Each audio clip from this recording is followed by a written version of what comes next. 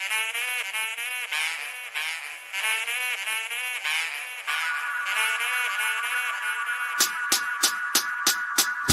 power to the people, that's how we proceed. We know they won't give, so we take what we need. All power to the people, we work, we struggle. With the backbone, the brains and the muscle. Fuck that abstract shit, look around. We got power in our numbers, the politics are crowds.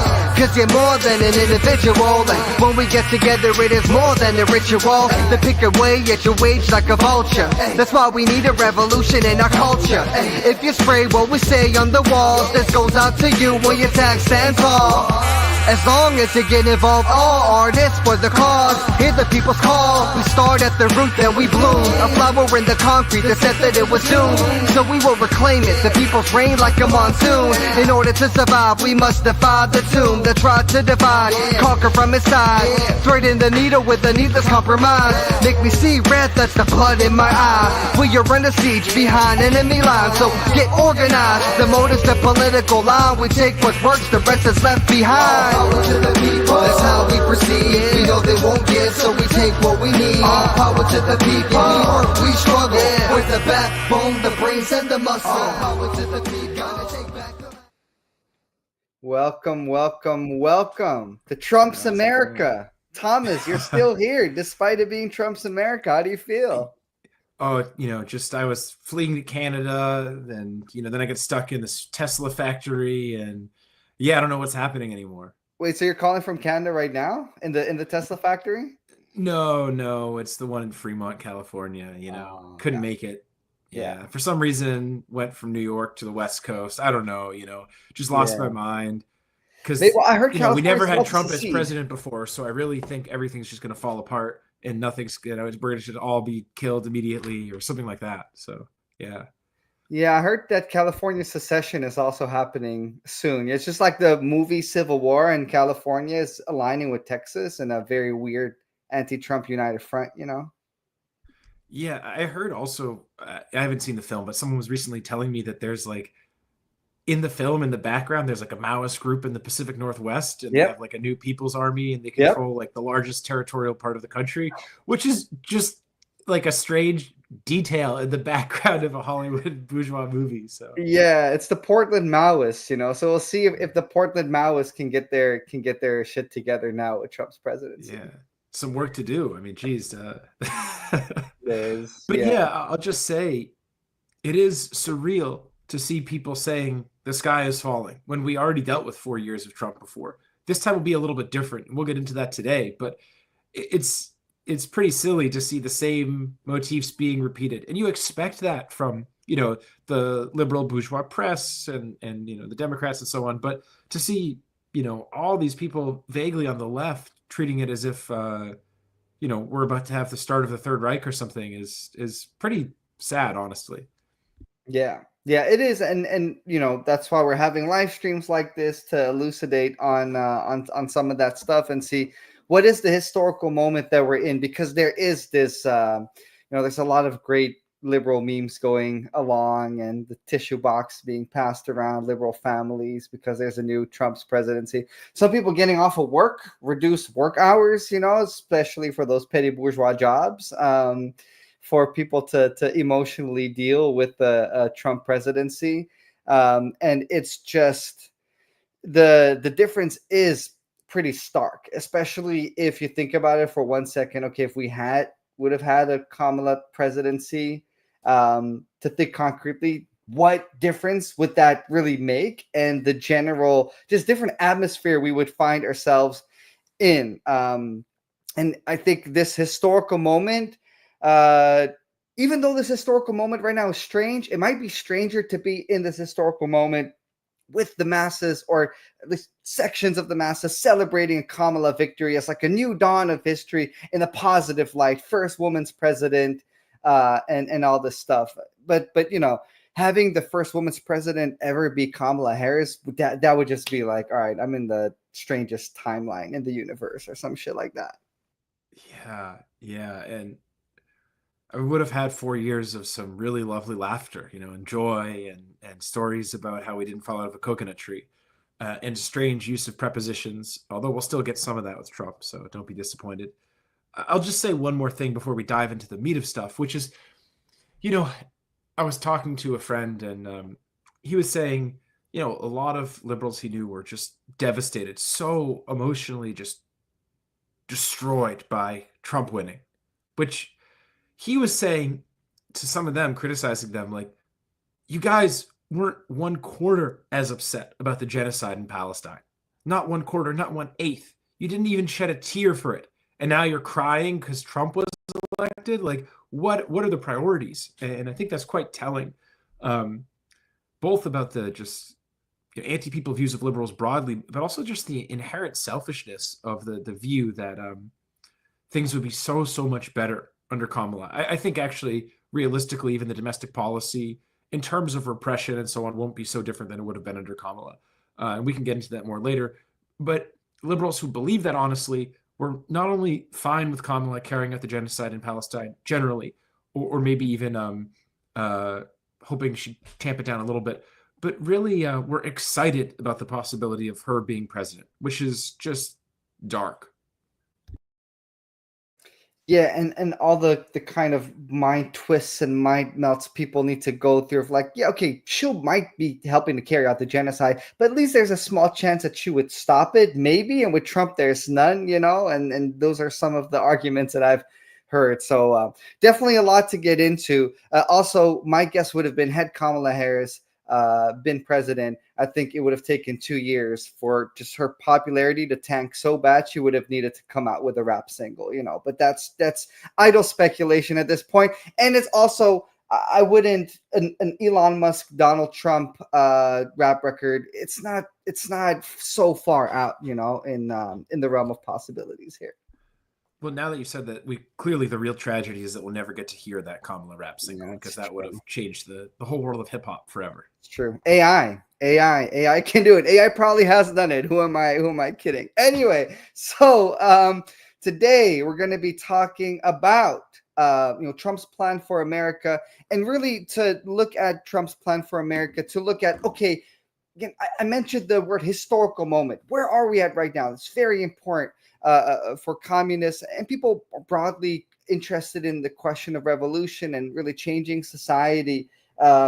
Where are we at right now? What is the bourgeoisie doing? Why are they doing what they're doing? And what shifts are there happening? And in order to do that, we can look at some of Trump's plans, and then through that, look at the general, really global bourgeoisie and some of the shifts that are happening. MCU put out a wonderful piece about Neomercantilism, and probably you hear that, you're like, what the hell's Neomercantilism? We're going to talk about that. This live stream is going to take on more of an interview format. We'll be interviewing Thomas more about the piece, but also we'll be trying to incorporate some more questions from the chat in this live stream, make it more of an interactive discussion. So please just post any questions or thoughts that you have about anything that is mentioned. I just want to see, Thomas, is there anything you want to mention before we get started in some of the questions we have prepared for today? No, I think we can dive into the questions. There's a lot more to be said, obviously, about the potential of the Kamala rap single and crossover with Beyonce and that concert that could have happened but didn't happen. But, we'll leave that for another day. Okay, great. So with that being said, a common refrain, which is true, is that both the Democratic Party and the Republican Party serve the ruling class, serve the capitalist class. But a point that, is made in the piece is that that's not sufficient. Like, okay, that can be a starting point, but we have to dig into what are the different set of policies of the Democrats and the Republicans. At the same time, something that the piece mentioned is that they're individual capitalists tend to fund both the Democrats and the Republicans with about a 70-30 split. So if there are genuine different policies of the Democrats and the Republicans, then why do individual capitalists, not the capitalist class as a whole, but individual capitalists, still fund both parties? Yeah, well, let me start with the first point and then answer the second point, which is that Engels, in the beginning of Anti-Düring, in the introduction, I believe, in the introduction to the philosophy section, he mentions that the ancient Greek philosopher Heraclitus had basically worked out the fact that everything is contradiction. Heraclitus was around 500 BCE in the city of Ephesus. I may be butchering my Greek pronunciation. But he basically was an early Greek dialectician, and the rise of some of the class society there in Greece, saw the rapid change of the world and just understood everything was change and contradiction and nothing was permanent. But Engels says then the entire history of dialectical philosophy since that point is working out the details and the particulars of this. And we can make a rough analogy to knowledge of the capitalist class in the US and say, look, understanding that the Democrats and the Republicans both serve the capitalists is a starting point for Marxists, not an ending point. And so we need to really be square that there is, within a system of bourgeois democracy, which is dictatorship over the masses of people, there are intense differences amongst the bourgeoisie, especially in a period of real change as we're going through now. And so the bourgeoisie, the system of bourgeois democracy is not simply a system of deceiving the masses and convincing them they have a real say over the overall direction of society. They don't. People have some say, as Marx put it, over which ruler will oppress them for the next 4 years. But as Fred Engst put it, the system of bourgeois democracy is really $1, 1 vote. And so the bourgeoisie is able to basically support the candidates that they think will best represent their interests. Different sections of the bourgeoisie have different interests. For example, for those who are familiar with some of Marx's writing in Capital Volume 3, there's a division of the profits of industry between the industrial capitalists and the commercial capitalists. I won't get into the technical side of that, but there's struggle over that division of those profits that are largely produced by industrial production. And at all different levels, there's struggle amongst the bourgeoisie. Sometimes, we see hostile takeovers, mergers and acquisitions, etc. So it should be fairly basic from that different candidates who have somewhat different policies, and of course there's a lot of similarities between Trump's and Kamala's policies. They both support the class dictatorship of the bourgeoisie, but they both have significantly different views, in particular, as the piece on Neomercantilism covers, over how to actually carry on the competition with China and how to really secure what the U.S. bourgeoisie calls the new American century. That is U.S. global imperialist dominance in the 21st century. And there's a lot of debate over this. Now, that said, as you noted, often members of the bourgeoisie and big corporations will hedge their bets. They'll support both candidates. Well, you said, why did they support both candidates? The answer is they hedge their bets. Because you generally don't want to be all in on one candidate or another. Because if someone else wins, the bourgeoisie, they're like, well, I want to, at least have given some contributions to the other party or a given candidate so that I have some say. That said, it was extremely obvious, I think, to a lot of even the bourgeoisie, that Trump was going to win and win big. And we spoke about this before, that it was almost certain that he was going to win big. Actually, in an interview I did with Fred Engst, I think it still hasn't been published, back in March, we talked about how I talked about how our analysis as MCU was likely Trump victory, Biden steps back, etc. It might have been February. So all that is to say, and we'll deal with some of the particulars, but the bourgeoisie has intense debate amongst themselves over how to run the country, over how to best allocate capital, over what policies should be put in place. And actually, the entire system of bourgeois government is set up to ensure that no one section or one small group of the bourgeoisie really comes to be able to dominate over all the others. And that's the whole system of checks and balances. And there's a great article from the 1950s from China that explains this balance of powers in the US government as this system that's fundamentally motivated to ensure that bourgeois democracy functions smoothly and that no one section of the bourgeoisie can really seize control of the entirety of the government and ice out other sections and so on. Yeah, that is really helpful. So hedging their bets basically is, okay, so I'm a capitalist, a very rich capitalist, doing very well for myself, I'm looking pretty good, feeling pretty good. It's election time. Who do I support? I'll allocate more funds to the candidate that I think will win, but I'll still allocate a little bit of my funds to the candidate less likely to win in case they win. So they'll still enact policies that benefit me. Is that basically the line of thinking there? Yeah, well, I think it's not just betting on who's going to win, because there are also more established patronage relationships.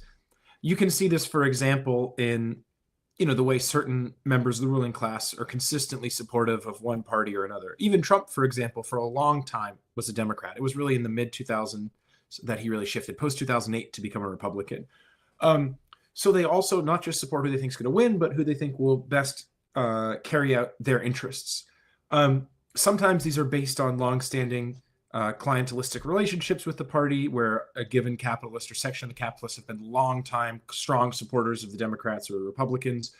Other times it is based off of actually shifting policies. Like we can see, for example, in the 2018 election, that was the first time that the green energy sector supported the Republican Party more than the Democratic Party, actually. And then it shifted back in 2020, and then it shifted a bit in 2022, and so on. So oftentimes, the capitalists, they're not loyal to the parties per se. They really support their own class interests, and some of them have a bigger perspective of supporting the class interests of the bourgeoisie as a whole, although that's complicated, because there's still that contradiction between their individual interest as a capitalist and the whole U.S. bourgeoisie. But yeah, with the elections, they tend to really, and right now is a period of intense shifts amongst the bourgeoisie.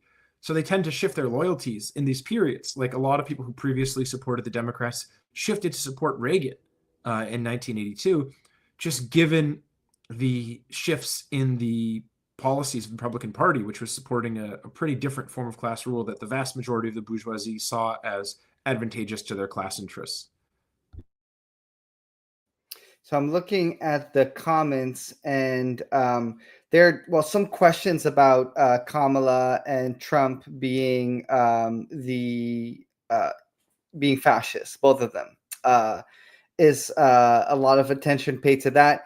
I don't want to get into the fascism question right now because I think that's going to derail us too much.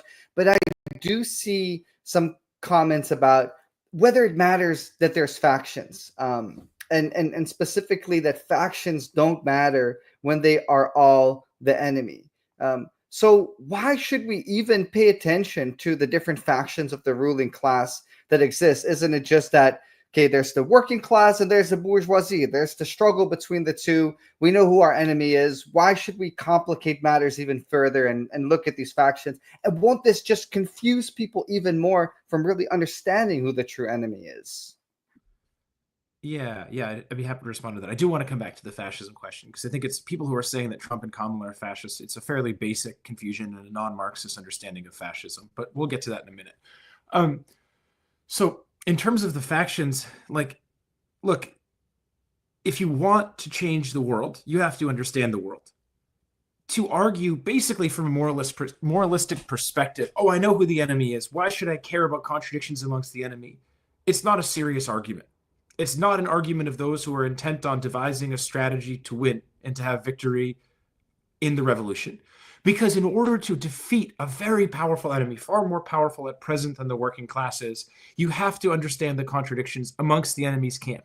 Both how those will lead to different forms of infighting and different pulls and shifts and struggles amongst the enemy, but in particular also where it's possible to really, and right now communists are very weak in the United States, so it's hard to do so, but where it's possible to take advantage of those contradictions amongst the enemy.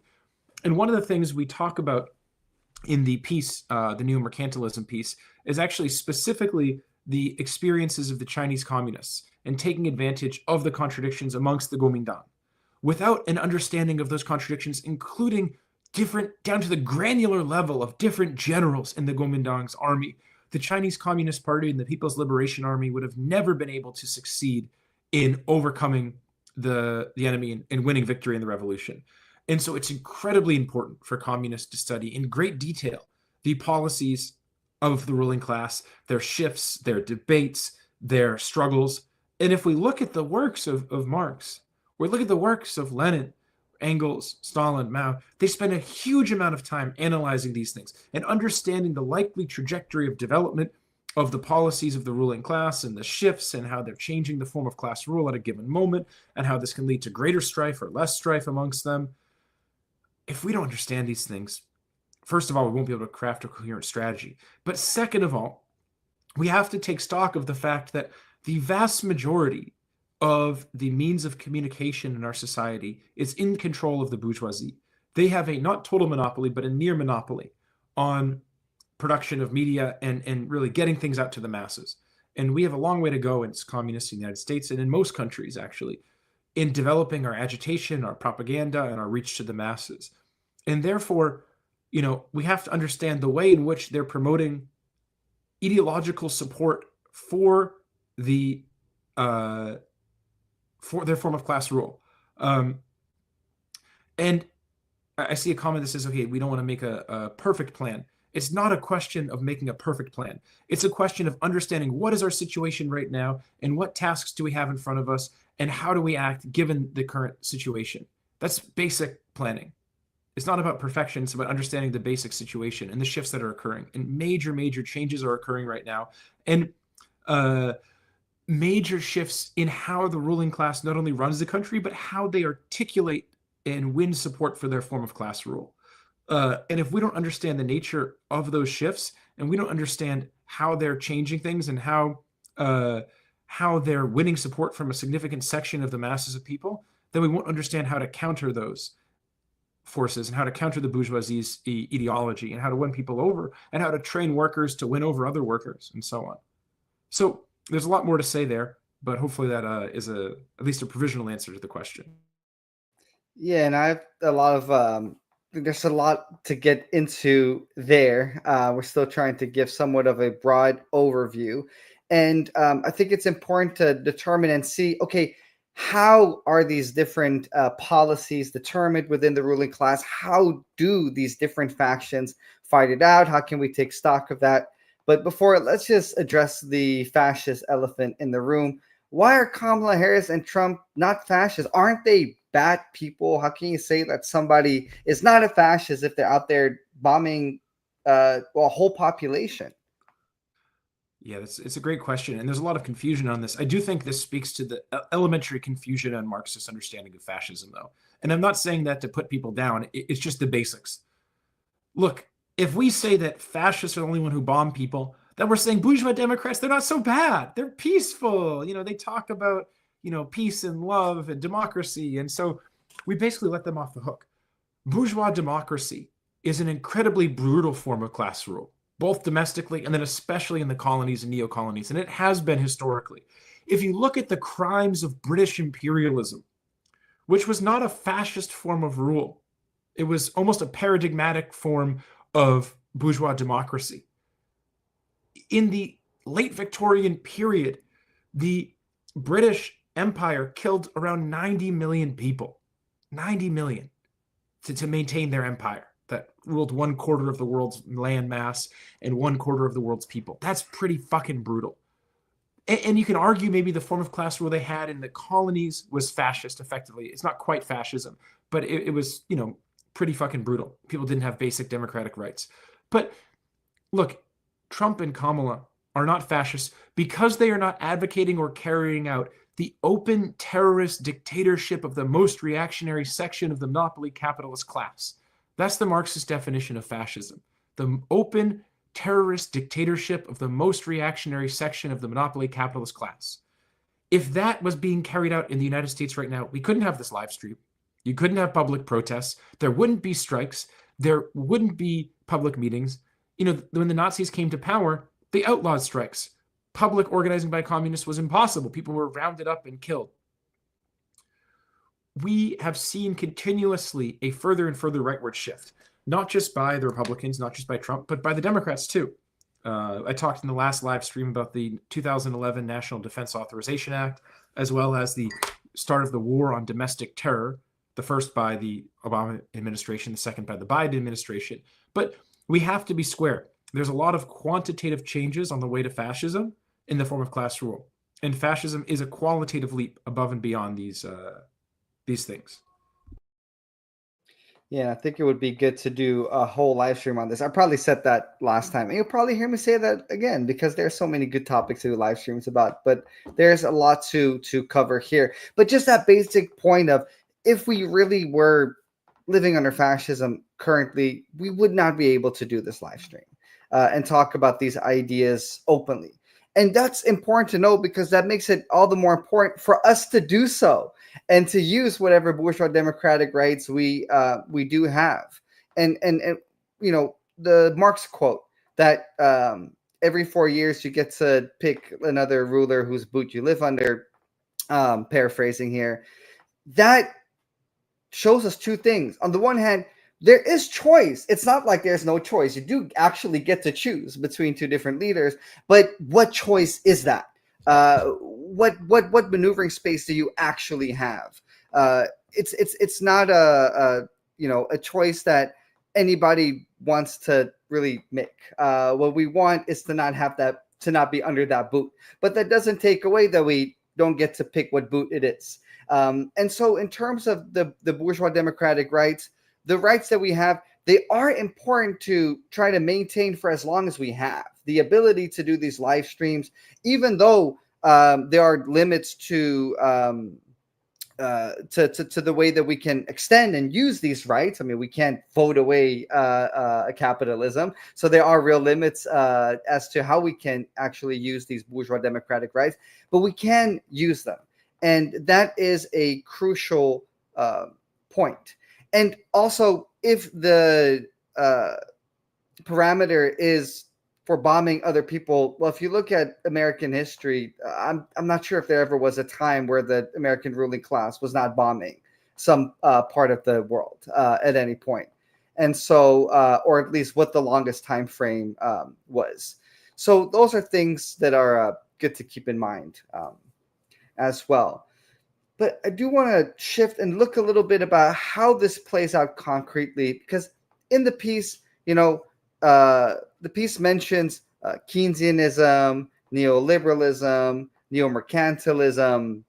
It mentions a lot of isms. It mentions a lot of ruling class shifts. So how does that work? You know, does Trump? Okay, now Trump is president. He gets 4 years in the American sandbox. Does he just look at either of those three sets of policies, like, you know, today or for these 4 years, I'll pick Keynesianism, and understanding that, you know, Trump acts on behalf of the ruling class. How do they work together on this? Do they just meet up at some secretive Greek island in some underground bunker, and then they get together and they also just pick whatever policy is the best for them to choose? How does this whole thing work, where the ruling class or the president really decides what set of policies to enact for the next 4 years? Yeah, well, the thing about bourgeois democracy is there's actually fairly public debate amongst the bourgeoisie on these topics. One of the things we analyze in the piece is the debate actually with the rise of neoliberalism, because Keynesianism was basically economic policy and ideology and political strategy of the bourgeoisie in the US, basically from the election of FDR through really the 1970s. And so starting in the post-war era, there was growing concern about all of the problems that were beginning to arise, really, you know, actually starting in the late 50s with Keynesianism, where growing inflation, kind of how long could this boom be sustained? It was a small section of the bourgeoisie at first who were warning about this. But as really the crisis hit in the late 60s that destroyed the Bretton Woods system and led to the stagflationary 70s, this basically led to a significant section of the bourgeoisie saying we need to abandon Keynesianism. And there were major debates that were playing out about this topic in, actually, for example, Newsweek columns between various bourgeois academics, especially Milton Friedman, who was kind of the champion of neoliberalism. And there was also debates in the think tanks. And so it's not like this is all happening secretly in underground bunker. It's also not like the president just decides it. Now, increasingly, really, since the Nixon administration, there's been a much greater concentration of power in the executive branch. So more and more, the presidency does make most of the policy. But at the time, the government power was spread more between the Supreme Court, the legislative, and the executive branch in the 70s. Regardless, how the president actually comes to formulate policies is really based off of a massive operation within the parties, within the think tanks, within the bourgeois academic journals, and so on, amongst the donors. And so all of this basically is part of how the bourgeois democracy plays out. There's, of course, stuff behind closed doors at donors' dinners and private conversations. But if you read the major think tanks and the debates there, and even in the public opinion pieces and papers like the Times and the Washington Post and others, it's fairly open, actually, how the debate's playing out in society, and how the bourgeoisie are trying to, through these think tanks, through the government, through lobbying, etc., determine what the policy should be.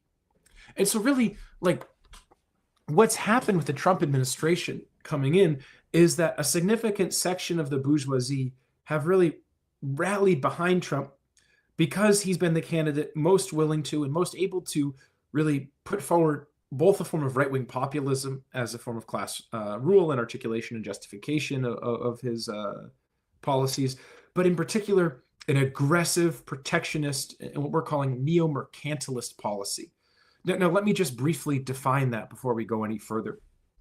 So mercantilism arose in the early period of capitalism, especially with like the small Italian city-states. It was an economic policy, but also an economic theory and a political policy that basically argued that the trade in the world market, was a competition of all against all, and that there was a zero-sum game that happened between countries or nation states or city-states competing in the world market, that a gain for any one country was a loss for the other.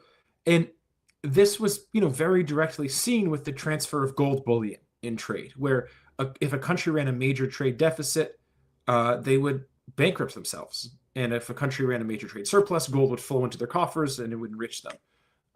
And there was a lot of unobjective things about this early form of political economy, but there was a lot also that they understood some basics of how trade worked, really. This theory was then somewhat superseded by classical political economy, David Ricardo, Adam Smith, who understood an elementary form of the labor theory of value, and so on and so forth. Now, with the rise of neoliberalism much later, there was an argument basically actually drawing on some of Ricardo's theories, and I won't get into it, but we can say basically that global trade was a win-win cooperation, that it benefited everybody just to have more free trade, to reduce all barriers to the movement of capital. And this was neoliberalism. Cut domestic subsidies, and except for in imperialist countries, by the way, the U.S. kept a lot of its subsidies, remove tariffs and restrictions on other things, but protect intellectual property of the big monopolies. And this really was an effort by the bourgeoisie and understanding by the U.S. bourgeoisie that given that they had no longer had any global competitors with the fall of the Soviet Union, that they could just, as much as possible, liberalize trade, make it more open, more easy to move capital around, and they would corner more markets.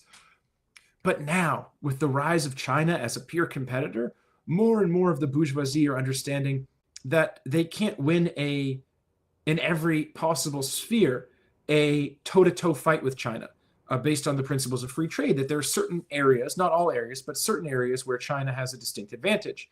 And in particular, China has a massive industrial base, bigger than the U.S. The U.S. is the second biggest industrial base in the world. But the U.S. bourgeoisie realized that overall, China has, on a number of critical technologies, not only an advantage over the U.S., but is often the sole supplier of the United States. And so really, what Trump is promoting is the most clear and coherent plan for how the U.S. bourgeoisie can basically win back a lot of that manufacturing, or rebuild those key manufacturing and get U.S. industries out of China.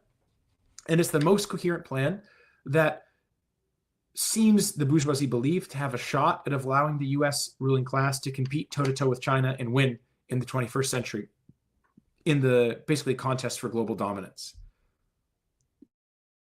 So is Trump a pretty smart guy then? I mean, if that's basically all that the a show, okay.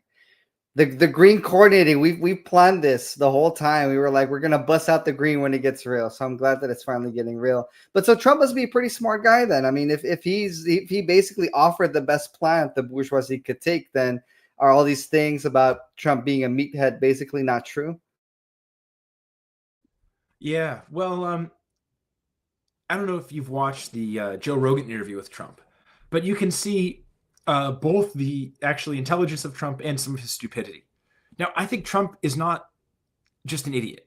Certainly, he's more intelligent than Biden, who at this point is a potato, and definitely more intelligent than Kamala, who really, I mean, leaving her drinking aside, really is pretty stupid. But Trump's intelligence is mostly kind of finessing social situations and media savvy. And that's what, he was a reality TV host. He was a businessman who was very popular with the media. That's what he knows. Most of his plans are economic plans. I mean, first of all, he's calculated how to articulate them to win popular support from a large section of the population and so on. He follows social trends pretty closely online, and he is something of a Twitter and TV addict. But in terms of actually economic policy, all that stuff, no, he's not crafting these things really. It's a series of close advisors and donors and sections of the bourgeoisie. One person we focus in particular pretty closely on in the piece is this guy, Robert Lighthizer, who is perhaps the most intelligent and sharp member of the U.S. bourgeoisie when it comes to trade policy. He worked in a lot of government roles. He worked at the WTO or as a representative to the WTO and as a corporate on the corporate side as well. And he understands the ins and outs of global trade very, very well. Now, not from a Marxist perspective, but from the perspective that the bourgeoisie can really, to a degree, understand trade and production enough to be objective about it to carry on the securing of their class interests.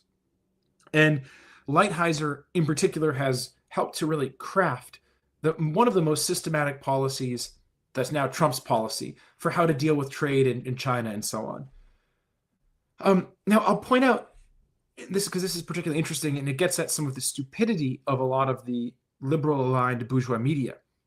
All these bourgeois economists have lined up and said, oh, Trump's tariffs are going to be so bad for the economy, inflationary, blah, blah, blah, blah, blah, all this stuff. So first of all, these same people aren't criticizing Biden and the Biden administration for keeping Trump's tariffs in place and enacting similar measures, which shows you how dishonest a lot of them are. But second of all, many of these economists are the same people who, because of their role also politically, they also weighed in a lot of political issues. Let's just review what they said. The tech bubble was not temporary and was not a bubble. Iraq had WMDs. No country would ever compete with the US. It was the end of history. The housing bubble was not a bubble. It was a bubble, but it was a minor bubble. There would be a quick recovery. Bear Stearns wouldn't fail. Lehman Brothers wouldn't fail. Putin would collapse. Russia would collapse. Syria was going down, and we'd replace Assad's government with a democratically elected government. Iraq was a great idea, and there would be a pro-US clients, and just so on and so forth. These people have a track record which is so abysmally atrocious that we should almost a priori discount almost anything they're really putting forward about economics. Now, that said, it's not exactly that black and white. I'm being a bit hyperbolic, but these people really, the economic policies that they've advocated have been, frankly, quite disastrous. Now, I'm not saying that Trump's policies are going to be better for the people in the US, but even from the perspective of the bourgeoisie, many of these policies advocated by, why am I blanking on his name? Paul Krugman, the New York Times columnist, and others. These policies did directly feed into the decline of the U.S. ruling class and fed into various bubbles. Now, we know as Marxists that there's a decennial cycle, a 10-year industrial cycle, where roughly every 10 years, there's a bursting of a bubble and an economic decline and so on and so forth.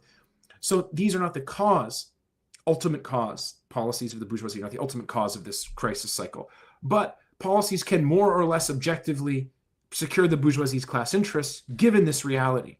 Policies can contribute to and worsen a bubble, as in the Neomercantilism piece, for example, we give a breakdown of how Nixon's policies in the 70s worsened the economic bubble and contributed greatly to the collapse of the Bretton Woods system.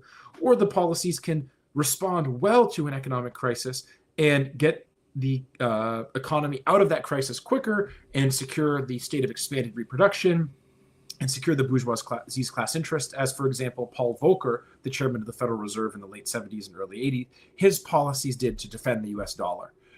And so people like Krugman and a bunch of these other people who are prattling on about how Trump, his economics is all bad and so incorrect and so on, these are people who historically have a terrible track record, even from the perspective of securing the interest of the bourgeoisie and accurately predicting what's going on in the economy and so on and so forth. So that's partially why, even though liberal media will prattle on about how Trump and his policies don't make sense, a significant section of the bourgeoisie, very wealthy and powerful and successful capitalists, strongly disagree.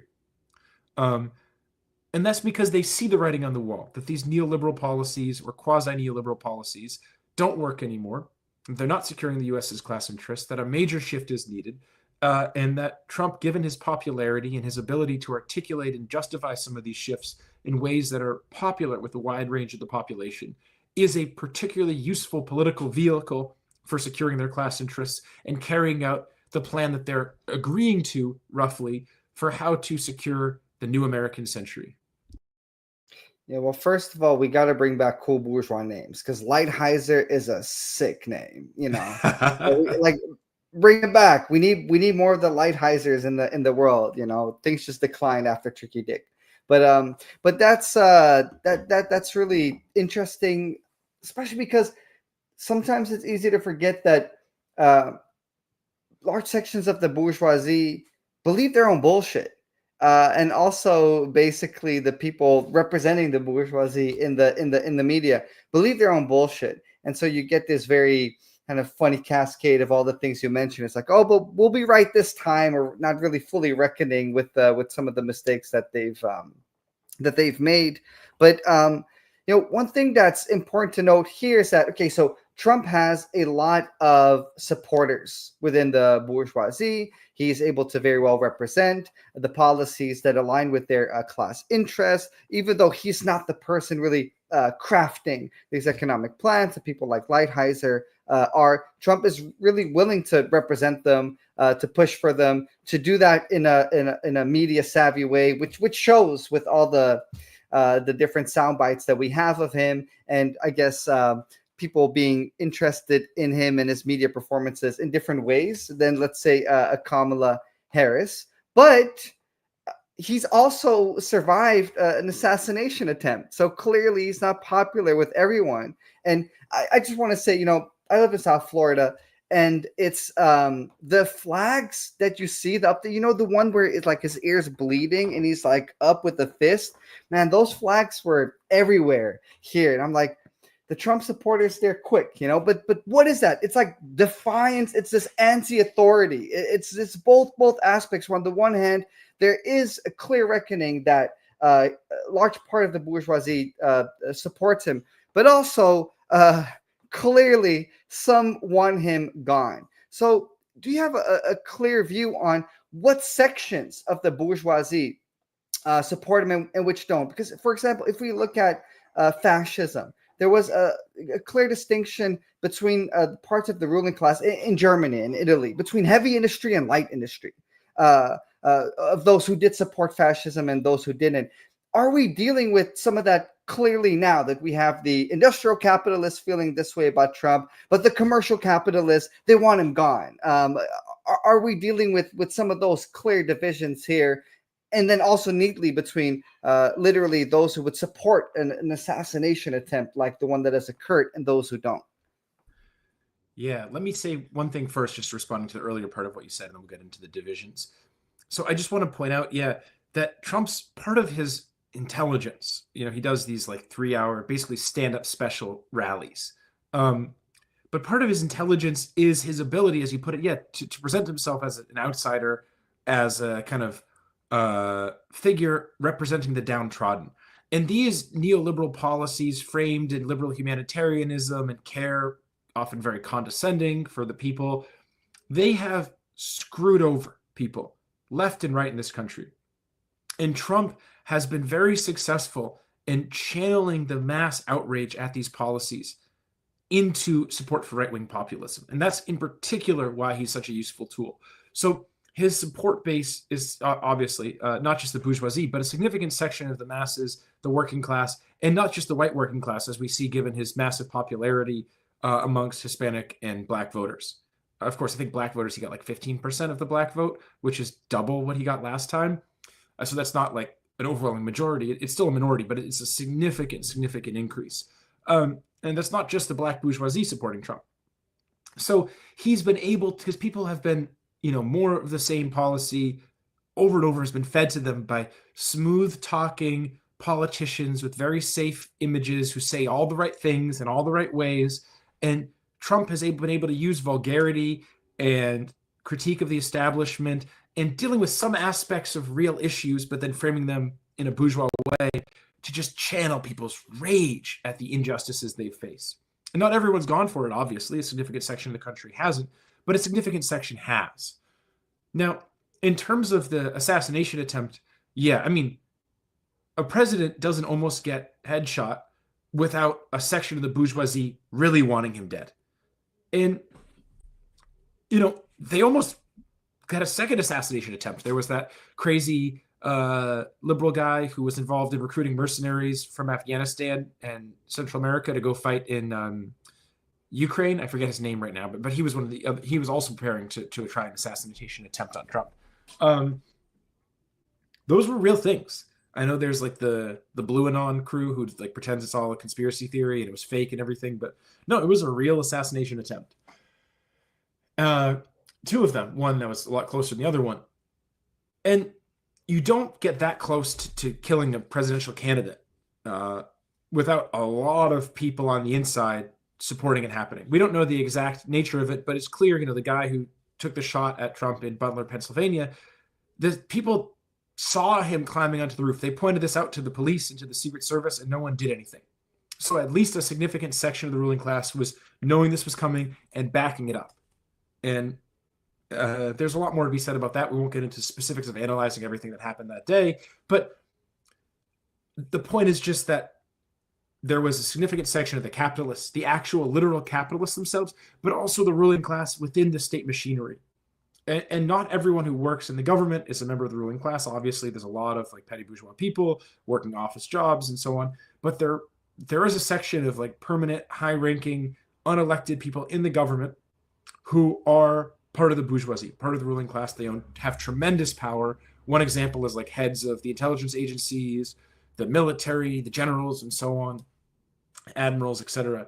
Now, in terms of the specific contradictions amongst the ruling class, it's not so neatly divided between light and heavy industry or between agrarian and urban, but there are a significant... Okay, so let's just look at the main issue in this presidential election. Because on Israel, basically they both agree. On U.S. foreign policy overall, there's some debate over how much to fight Russia versus China, how much to be in the Ukraine war versus not. Although even now it seems like Trump will largely keep the status quo in the Ukraine war, since the conflict is likely to remain a frozen conflict for a long time with the fundamental issues unresolved. But the big difference has been really how to deal with the rise of China as a peer competitor to the United States. And there's basically been two main proposals, because the idea of just continuing neoliberalism is dead. Only the Cato Institute amongst the top 10 think tanks supports that, and they are increasingly a marginal player in terms of policy. So the 9 of the other 10 big think tanks, as well as a series of new big think tanks that are rising, all support a strong shift away from neoliberalism. Now, that said, shifting away from neoliberalism is not a simple matter. It's a very, very complicated process where a huge amount of basic economic policies need to change. Fiscal policy, monetary policy, trade policy, production policy, etc. All of these need to transform in big ways. And there's a lot of debate over the big plans and the minutia. In the piece, we break down basically that the two camps that emerged in this election amongst the bourgeoisie were the de-risking versus the decoupling camp. Now, the de-risking camp was basically behind Biden and then Harris. De-risking is an argument that basically the the US economy and bourgeoisie overall, and companies more specifically, need to reduce their risk exposure to China. This practically takes the form of largely keeping companies' production in China and keeping companies' sales to China in the same, but having companies set up what's called a China plus one or China plus two, meaning if Nike produces a lot of their stuff in China, they should set up some backup production, maybe for 5-10% in Malaysia or Indonesia or India or whatever, so that should there be a major disruption to production, that they can shift production out of China. Now, this is a pretty silly view, because if there's a major disruption to production, you can't quintuple or more your production in Malaysia or Indonesia very quickly. It takes years to get the supply chain sorted out, to train up workers to be skilled enough, to develop management, to figure out logistics and shipping, to get raw materials, to navigate the complexities of government regulation and engage in various forms of bribery, essential for doing business in a given country. There's just no way to quickly shift production out of China in a crisis. The de-risking view also was part of another aspect of the de-risking strategy, was what Biden's national security advisor Jake Sullivan called small yard, high fence, which is an idea: take a small section of the economy, the stuff where you have real critical production for military matters, like AI stuff, semiconductors, batteries, key high-end batteries, and so on, and move those out of China and build a little fence around them so China can't access them.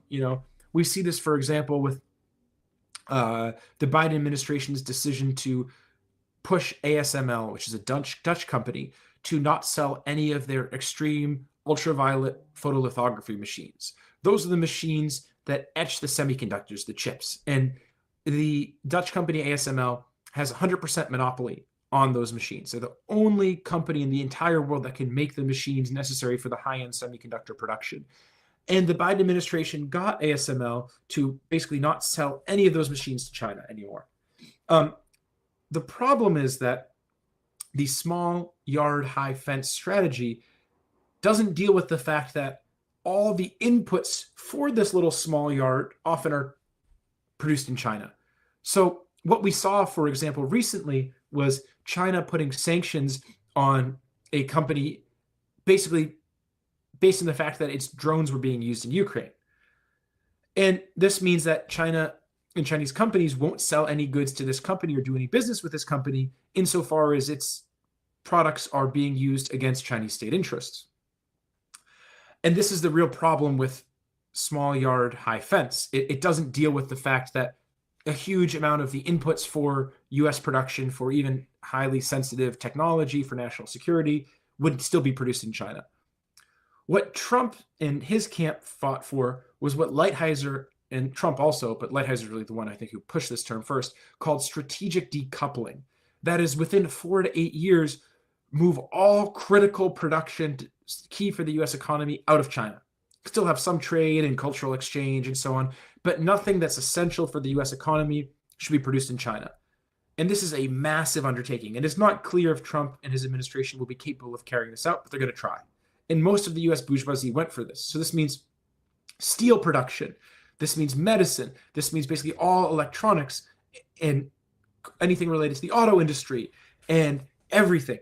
Get it out of China. Bring some of it back to the United States. Shift other parts to India, to Mexico, to Malaysia, etc. That's a process called friendshoring.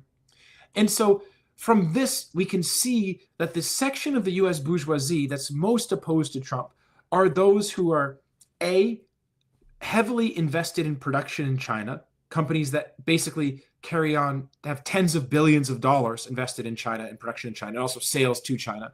And B, those who benefit immensely from the sale of Chinese-produced goods in the United States, because the tariffs stand to devastate those companies. For example, Amazon, almost all of the Amazon sales in the United States for goods produced in China rely on a tariff exemption called the de minimis exemption. Basically, it's an exemption that was set up to allow you, if you buy a shirt in France on vacation, you bring it back to the United States, you don't have to pay tariffs on it.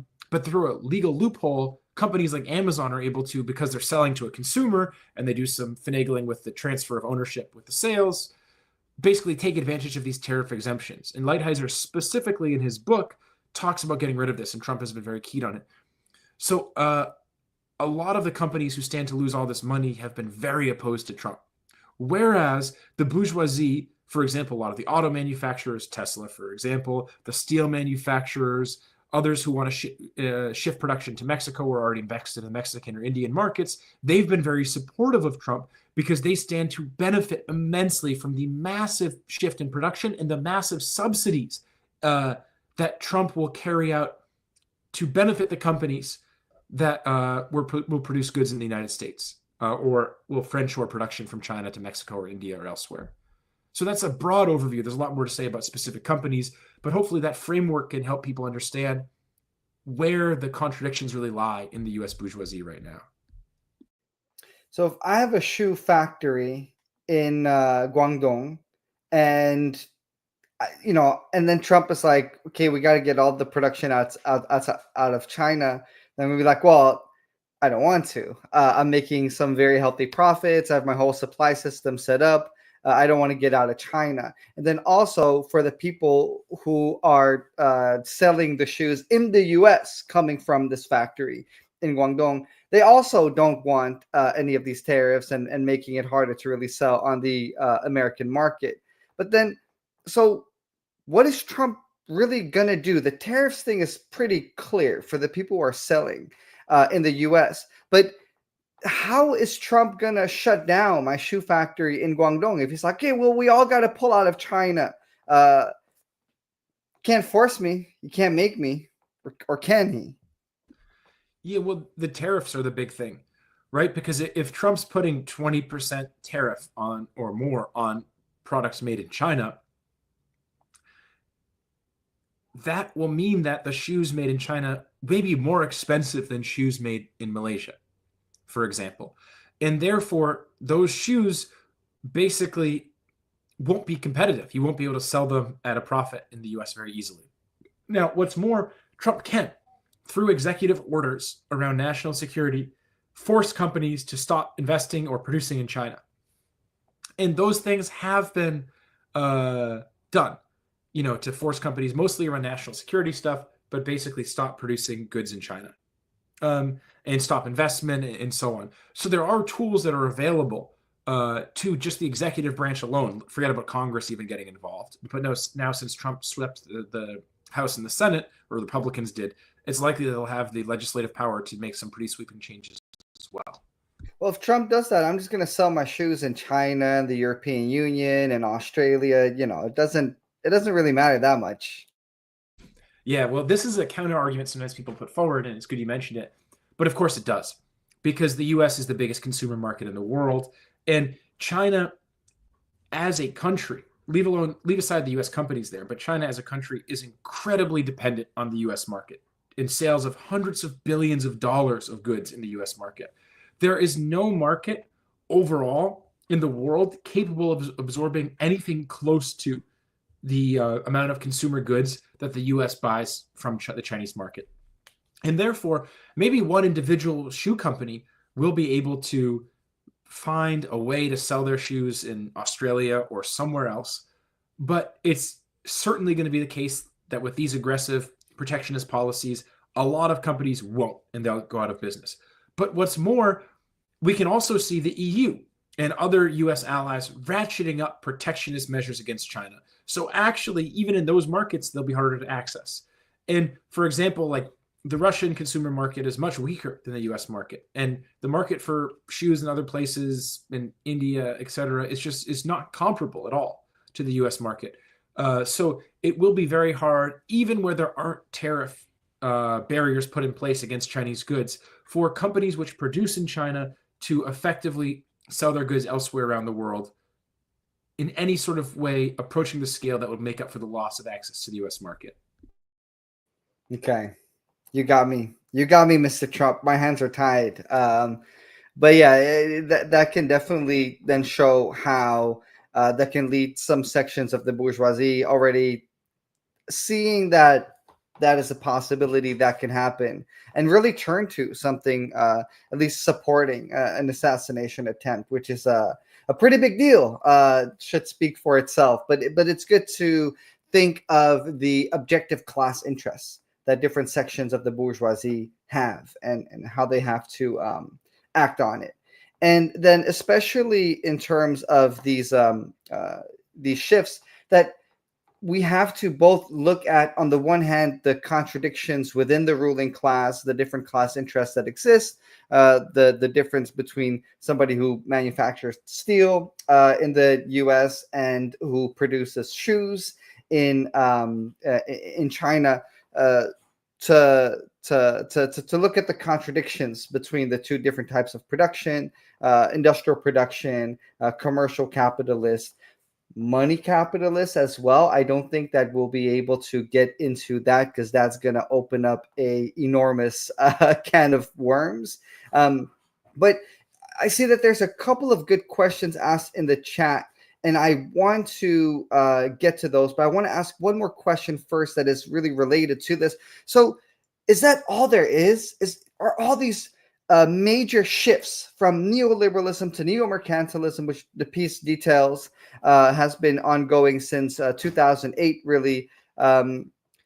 Is it all just because of War of China? Is that all there is? The U.S. ruling class just scared of a war of China, is freaking out. It's like, oh, we have to basically overhaul the way that we are doing business on the global scale? Or are there also more factors going on that we have to take into account here?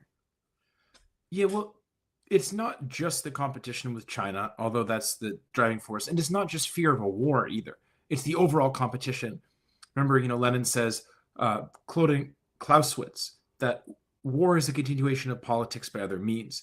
So long before the outbreak of World War III, we're talking about intense economic and political and even military competition over the neo-colonies, proxy wars, but also coups, also just fighting for market share, selling goods and fighting for influence in elections in third world countries and so on. Now, that said, this is not the whole thing. There's two other important aspects that are just worth mentioning. And I've already touched on one, but I'll talk a little bit more in detail. The first is domestic stability. The U.S. ruling class is very worried about the long-term domestic stability. During the George Floyd protests, they were pretty shaken by the level of popular street protests and just uprisings and outrage. Even though the protests were, comparatively speaking, not a revolutionary threat, and comparatively speaking, relatively calm. There wasn't people putting up barricades. There wasn't mass strikes shutting down production, etc. There's a few barricades things, but overall, we didn't have like people really going toe-to-toe with the U.S. state. But the U.S. bourgeoisie was like, oh, fuck, this is a problem, that we got to really get things under control. And they don't really have a good strategy for that right now, but this shift to right-wing populism, they're hoping they can do that. They can do that with this. But, also, if you have massive downward economic pressure on a significant section of the petty bourgeoisie, pushing them into the proletariat and the lumpen, that creates a lot of declassed members of the petty bourgeoisie and intelligentsia in particular, and they're vaguely aware, the U.S. ruling class, that historically that has often been a catalyst for supporting the uptick of revolutionary ideas amongst the working class and amongst the broader masses. So securing domestic stability, and then also, they see bringing back, what Biden called a bunch of good union jobs or things like that, will be essential to ensuring, if they can, and they won't ultimately be able to ensure this, but they'll try to buy themselves some time, the support of a significant section of the working class, in particular the organized working class, for these policies.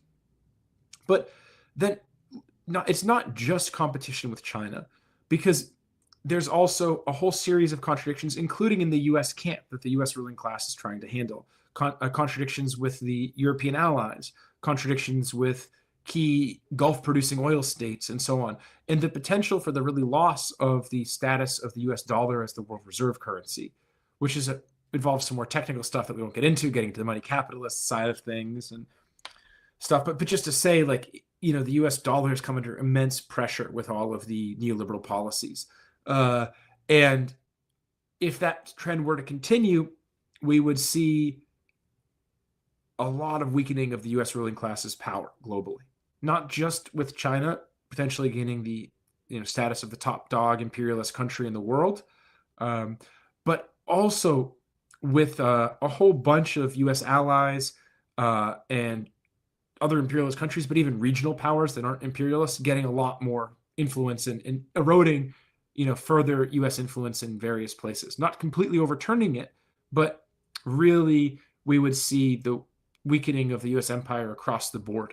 So this is really an attempt to deal with all these different threats to the U.S. empire and ways in which it's cracking and weakening and struggling.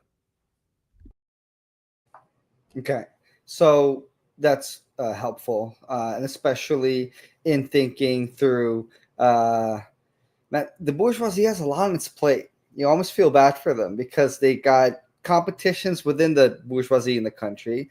Then there's even competition or contradictions between the U.S. and the European Union, and then there's China, there's Russia, but then there's also all these pesky people. There's the working class here. They have a lot to balance. No wonder they're just drinking themselves to death and using a cocktail of drugs just to get themselves going. It can be a lot. But so we have some good questions in the comments. One to the comrades on stream, what do you think this change in the policy of the bourgeoisie means for the tasks of Marxists in the U.S.? And I think this is important because before we talked about different openings. You mentioned China. You mentioned the War of Liberation of the Chinese Communist Party against the Kuomintang during the Civil War, and how crucial it was to not only understand on a surface level the contradictions within the ruling class, but really on a granular and specific level, and then also be able to act on those, to capitalize and seize on them. So it's probably should be fairly apparent that for Marxists in the U.S., they're similar here, but we're not in a civil war. So can we even, with the state of the communist movement in the U.S., seize on any of these openings that do objectively exist? Absolutely, we can. I mean, the challenge for communists in the U.S. right now really is twofold. There's a lot to be said, but first of all, there's a need to engage in some serious debate amongst communists and amongst broadly what we at MCU call the semi-Marxist milieu, which is a wide range of a few 100,000 people at a minimum who consider themselves Marxists but are confused on some basic and elementary aspects of Marxism. Some of these people are consolidated revisionists and quite bad politically, but a lot of people are just trying to find their way in a period of reaction without a strong and clear communist force, let alone a communist party. And so there needs to be debate amongst those forces broadly. That's one of the key tasks for Marxists to take up right now, but in particular over how to understand what's going on with Trump and what's going on with this election and these shifts, and to win people over to an objective understanding so that based on that unified objective understanding, we can then put into practice correct revolutionary politics, reach the working class, develop a strong revolutionary movement, and so on.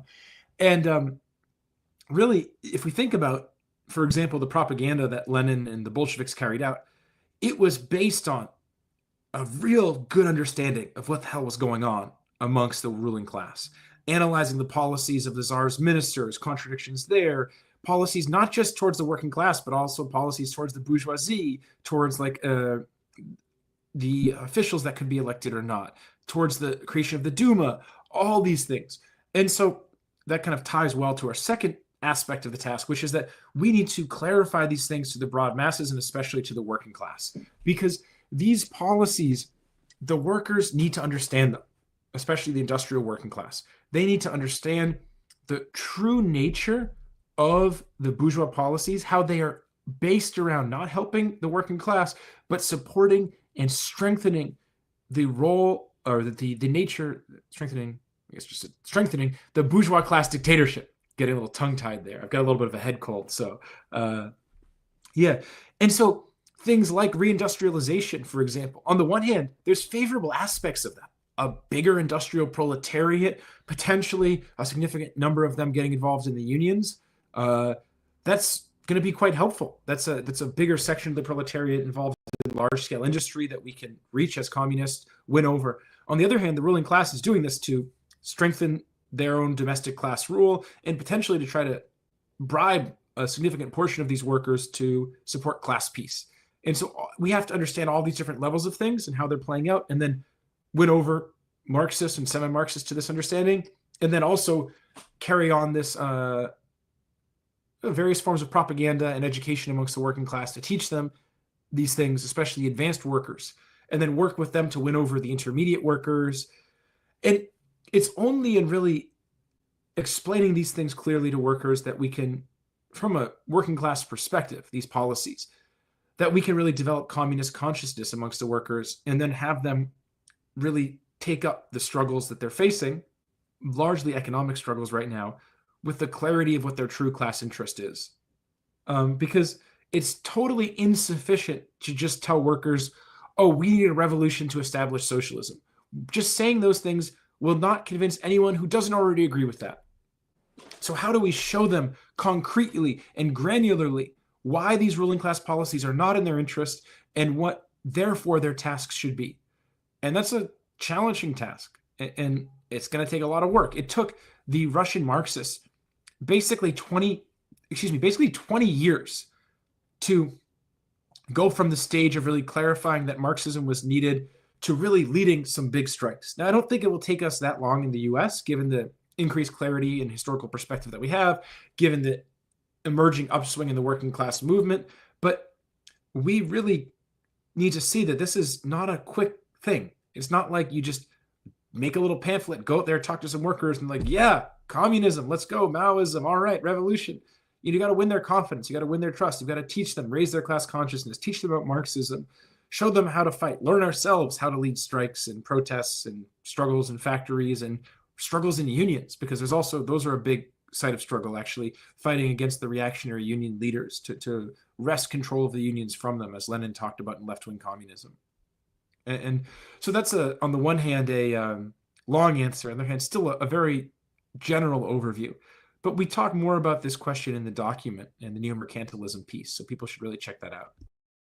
Thomas, any answer you give that's under 20 minutes, I consider a short answer, just so you know. And also the ramping up of reindustrialization. I mean, it just shows the fact that you have to do this live stream from a car manufacturing factory. It does really show that, we gotta stay on top of our business at all times. Yeah, well, unfortunately, I couldn't make it to the socialist paradise of Canada, free from Trump, with the lovely Justin Trudeau, who's really not racist, I swear. No. We have the pictures to actually. Never mind. Let's just believe him on his word. But yeah, no. These are really important points to consider, and especially to look at. Okay, what concessions does the ruling class need to make? I mean, the fact that they have to have, Sean Fain, one of the misleaders of labor, but they still had to get him on wearing a "Eat the Rich" T-shirt, which is a dual thing. Of course, that can be a very dangerous thing because that can make him seem more radical and really on the side of the working class. And so him wearing a shirt like that can be used to fool people. But on the other hand, he really was there wearing that shirt. And if the president can choose what shirt Sean Fain would wear in that scenario, of course, they don't even toying with that kind of radical rhetoric is always a dual-sided thing. Although, of course, even that could have been coordinated if they consider the opening, that they can basically get away with that and have a good strategy, really, for him being a misleader of labor. But yeah, these type of openings and how to exploit them. MCU has a good amount of writings on it on MCU's website. I see that some of the stuff was posted. So if you're curious about the money capitalist specifically and all the more technical aspects of that, the Neo-Mercantilism piece goes into that quite a bit. Even then, still fairly surface level, but at least showing some of the mechanisms and how they operate. But then even in terms of, okay, if there is more industrial production, and again, there is a very common view that basically the U.S. deindustrialized starting in the 70s, and that deindustrialization was almost complete. But Thomas before mentioned that the U.S. is the second largest industrial producer in the world. So that's very important to keep in mind. And not all of that is just all of a sudden due to Neomercantilism, although something that's mentioned in the piece with the U.S. going from being the biggest oil importer to being the biggest oil exporter and producer of oil is important to note how quickly some of these shifts can operate. But with that being said, of course, with more industrial production, there's more of a room for different working class struggles, and specifically in this stage of where we're at politically, economic struggles of the working class. And MCU has also written a piece about really how should communists operate and relate to these working class economic struggles that hopefully we can link in the chat as well as a shift in the line struggle. And maybe we'll have a bit of time also to see if that means from MCU's perspective that every communist should just immediately now just go and take up a working class job and agitate in within economic struggles. But clearly that's a very important aspect to the work ongoing. But I want to get into this question of BRICS, and that has to do with even the way that we relate to China. Specifically, of course, kind of a large force in here, but also to set the stage a little bit. There is a view on the left to kind of get a whole bunch of bourgeois, petty bourgeois, and proletarian politics clumped up together, what we call the left, that BRICS is at least a progressive force. And the idea behind that is that anything counterweighing American imperialism is good, right? The enemy of my enemy is my friend. It's that thing. Anything that opposes America is good. And if that's done in an organized fashion, then that's even better. And, if we talk about the hegemony of the American dollar in this world today, BRICS, one of the plans is to come up with a new currency, a BRICS currency. That could be cool if they call them BRICS, they'll have that going for them at least, thinking about new cool bourgeois names that we need. But even if we can see, okay, well, China is an imperialist power. Russia is an imperialist power. So clearly BRICS is not a progressive force. But how do we deal with this question of understanding what kind of a force it is, and even the need to really divide that into two, and something like BRICS into two, and really being able to have a strong and granular analysis. When we talk about that, it's not just about the American ruling class. It's also about all these other forces globally in the world. And I'm going to take a quick peek at the comments before I pass it on to you, Thomas, just to see if anybody has said that BRICS is... okay, yes, there we go. Perfect. So BRICS represents a sort of shift, but it's not a coherent, cohesive bloc, especially between India and China. So let's use that as a starting point for this question. Yeah, and I think that's a great starting point, because that's well said. It's not coherent. It's not cohesive. And these countries throwing bricks of gold at each other is not a unified monetary policy. Some people are saying BRICS will set up a gold-based backed currency. If we look at how contentious and challenging the formation of the EU and the euro and the European Monetary Union, which is all the countries in the euro, has been, we can get a sense of, even with countries that are literally held together geographically together and are fairly close politically and so on, how difficult and challenging it's been to come to a unified currency, how long that took. It's a pipe dream and it's absurd to believe at any time in the near future BRICS will come to a unified fiscal policy and all these different countries will give up their monetary independence and join one single BRICS currency. It's just not true. Nor, because in order to have unified monetary policy, you have to have pretty closely coordinated fiscal policy and economic policy domestically, and political policy overall, and there's just way, way, way too many differences. I mean, Chinese troops and Indian troops are literally clubbing each other to death on the border.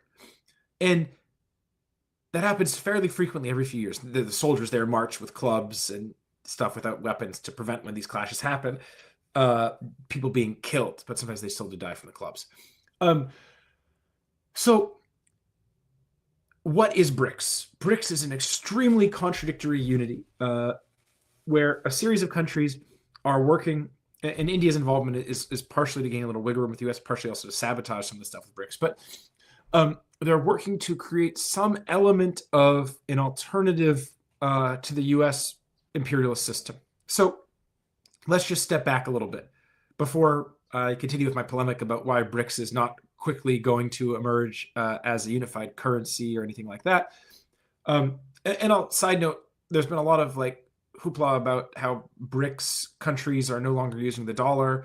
Well, not exactly. They're largely doing barter and settling their trade, the countries that are doing it, by netting out their trade with each other. Like, okay, you sold us this much of this stuff, we sold you this much of this stuff, let's net that out and not use dollars for all those transactions. But they're still denominating the value of their trade in dollars, which just speaks to how much the dollar's role as the world reserve currency still remains.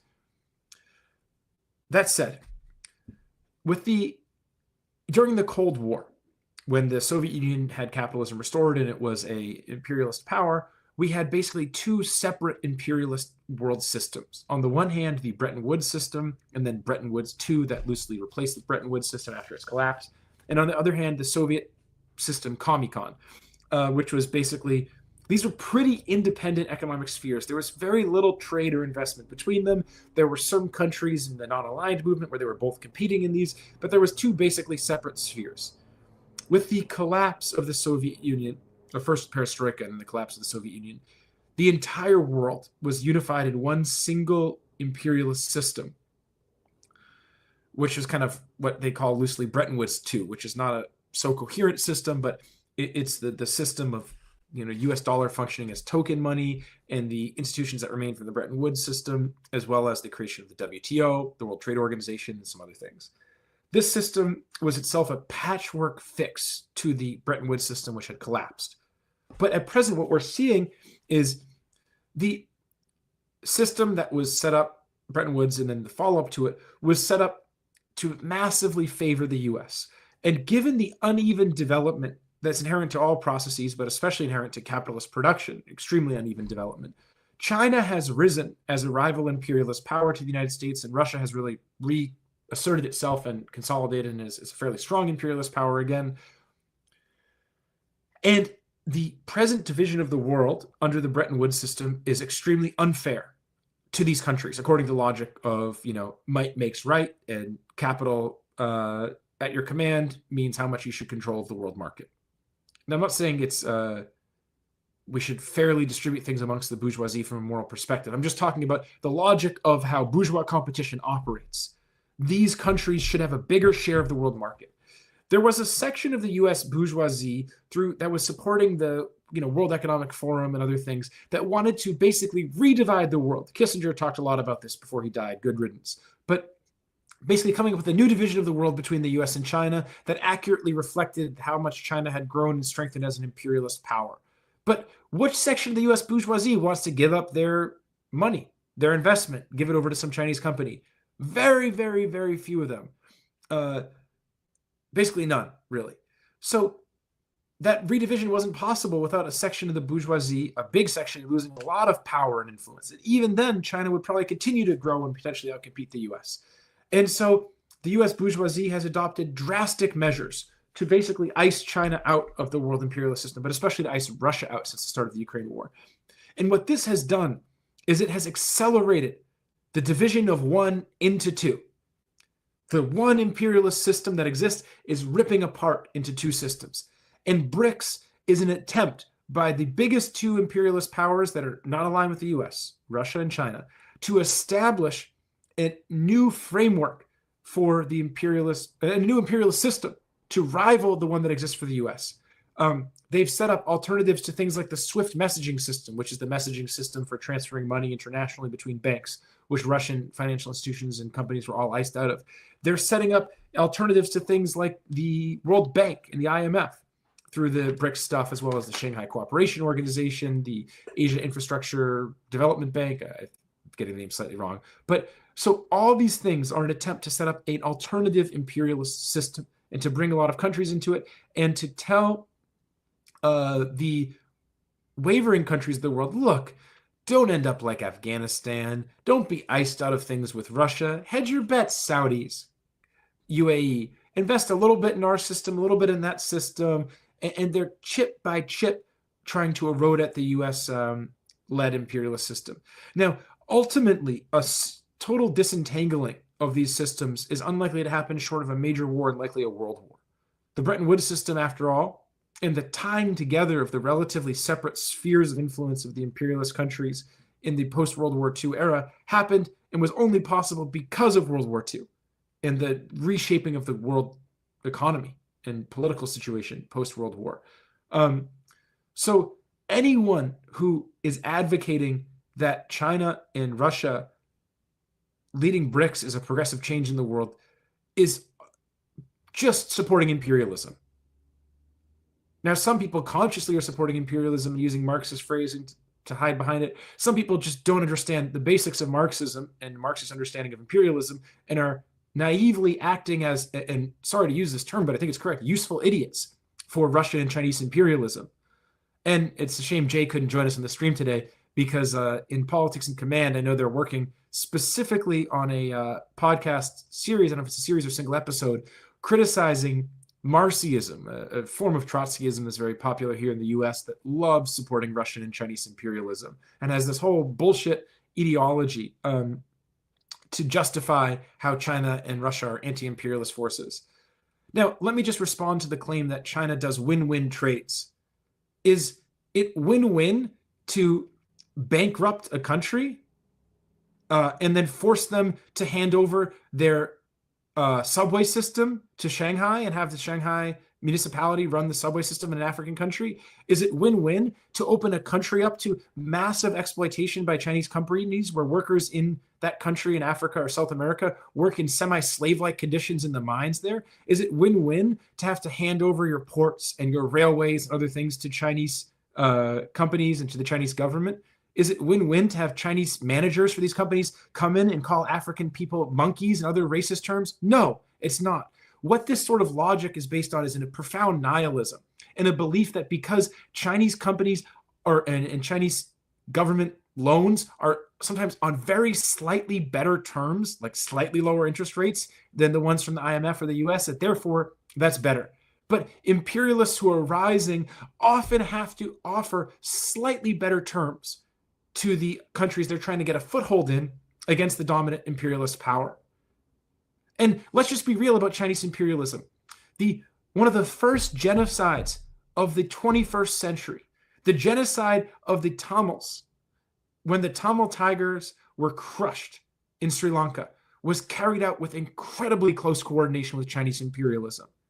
And for that aid, the reactionary fascist government in Sri Lanka gave China huge concessions in the country for carrying out helping the Sri Lankan government to carry out the genocide of the Tamils. And yes, I see people, comrades in the comments mentioning the Philippines. I mean, look at the aggression of China and the Philippines and towards the Philippines. Both the economic aggression, the win-win cooperation that China's investment in the Philippines has brought, their support of the drug trade there, amongst other things, but also the basic military aggression in the West Philippine Sea. I mean,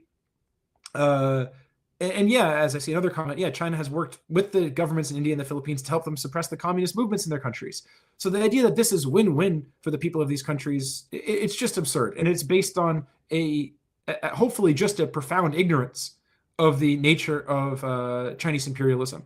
And I don't mean to single you out in particular, Bruno, who made the comment. It's important, though, to understand the nature of this logic, because win-win cooperation is explicitly what the Chinese state promotes to justify its imperialist aggression. And it says that its investments and trades are beneficial for the people of the world, the people in poor countries, and they're just not. It's the same imperialist horror that China is bringing to the countries it invests in and trades with and seeks to dominate and control.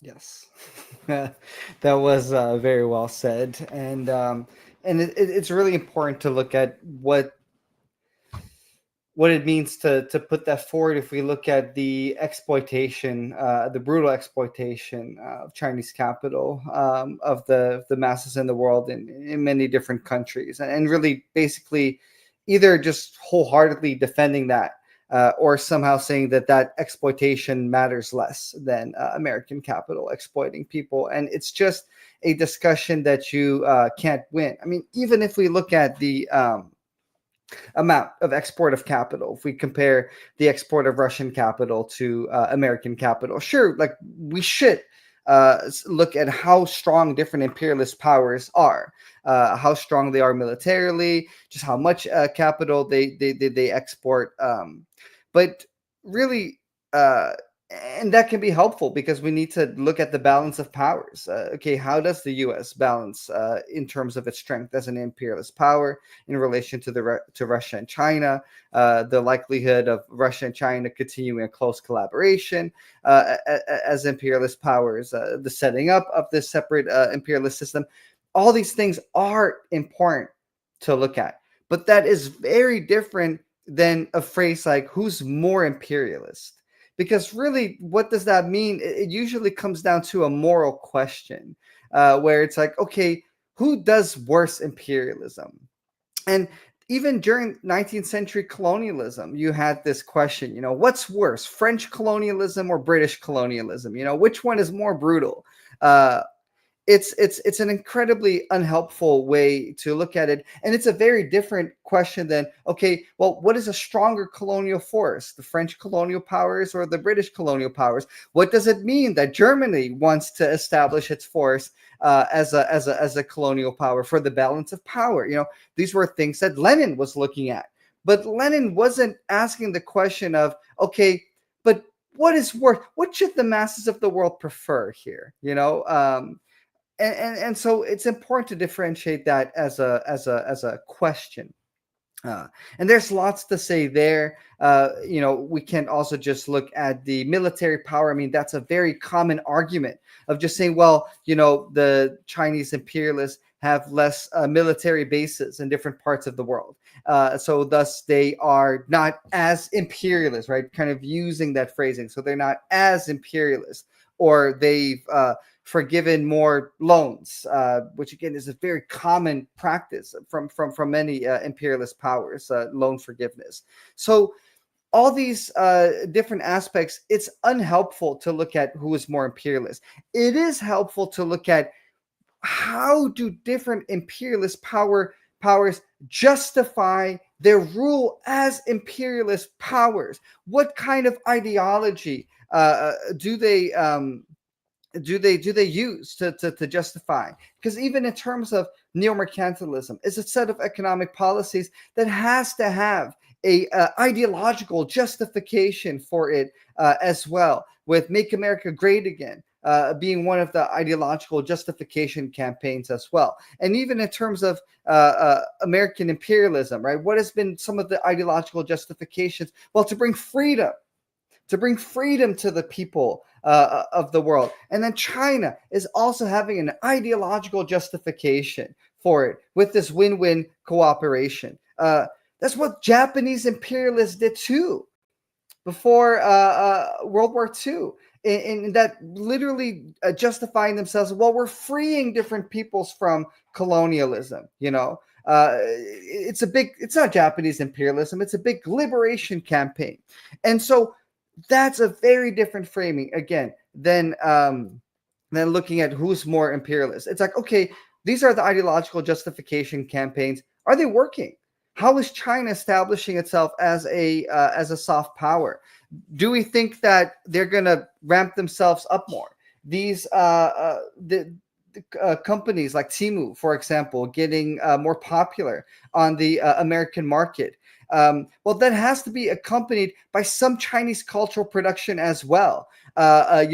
Chinese imperialism is trying to spread more of its music and movies. The American masses are very amenable to Korean music, K-pop, to J-pop, but not so much to Chinese music. Okay, so the American masses feeling somewhat of a detachment, Chinese culture feeling very alien.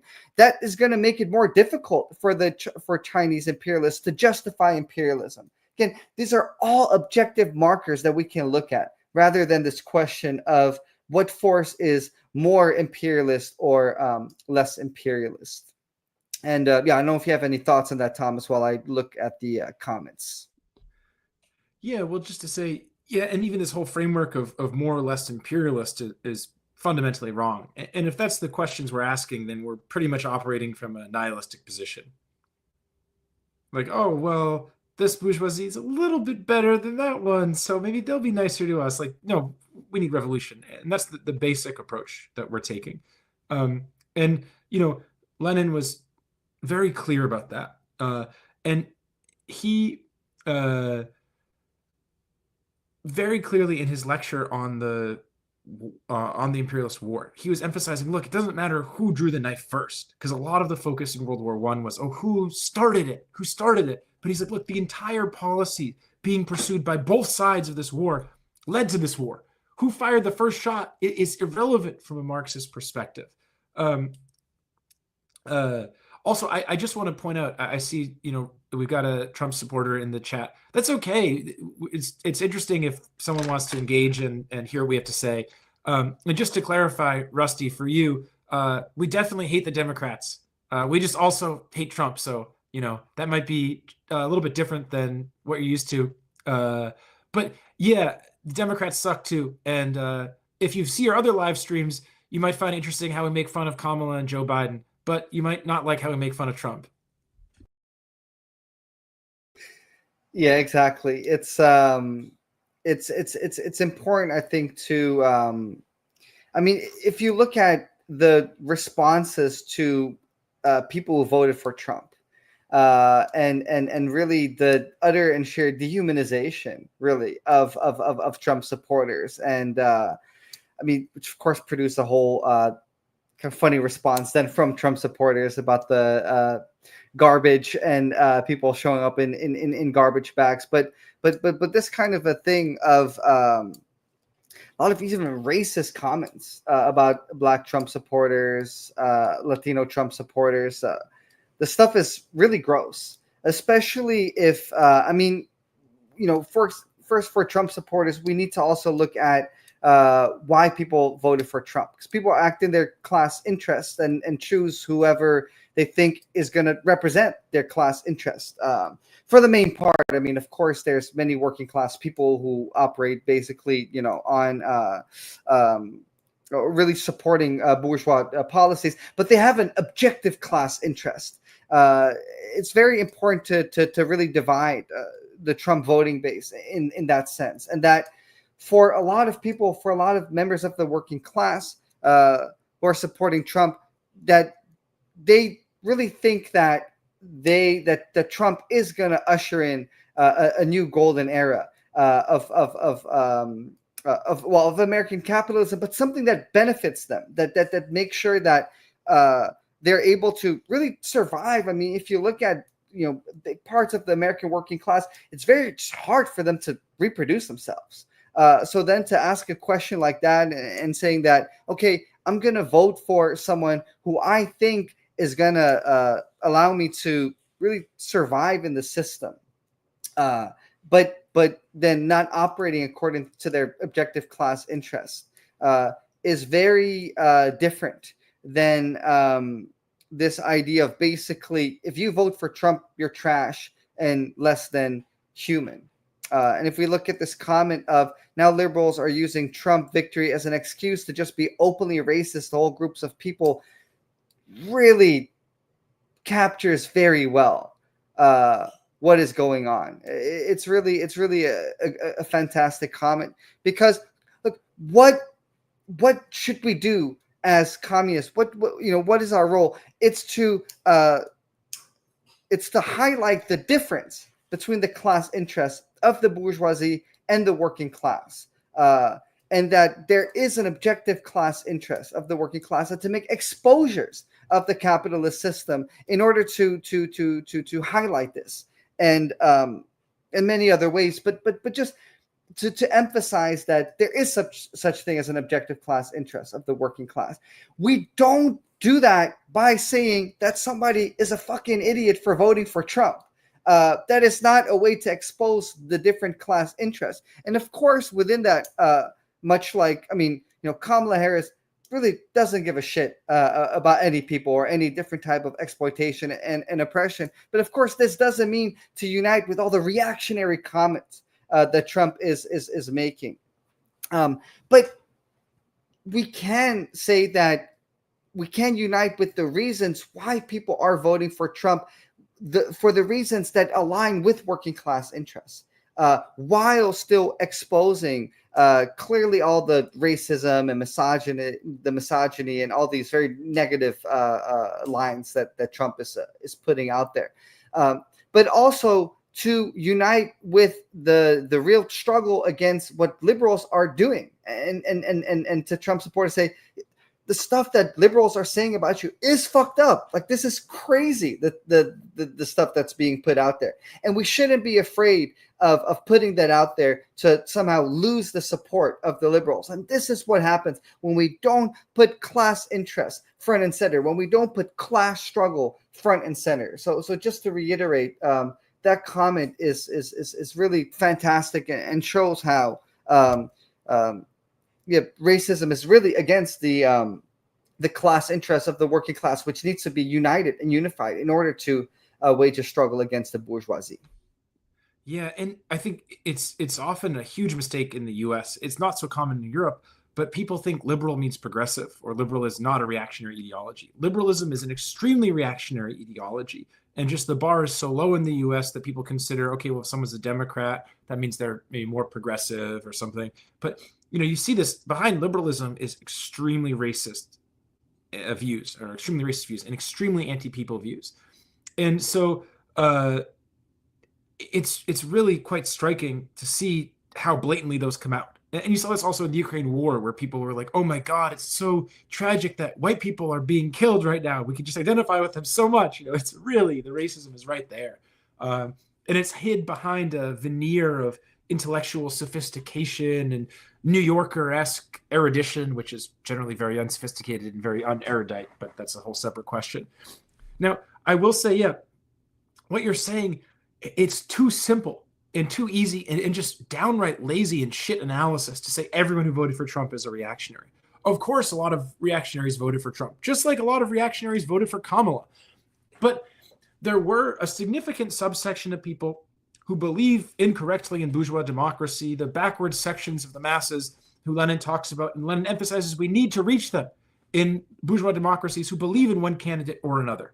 And if people voted for Trump not because they love the MAGA movement and not because they support Trump's racist comments and his misogynist comments, but because they're like, oh, fuck, the Ukraine war is really bad and it's going to lead to World War III and the U.S. is arming Nazis, literal Nazis in Ukraine. I want that to stop. And Trump seems like he's opposed to that, even though he probably won't change much there.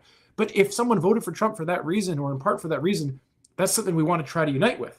Now, how do you do propaganda and agitation for more backwards and confused members of the masses? That's a different question. And that's not really the main focus for communists right now.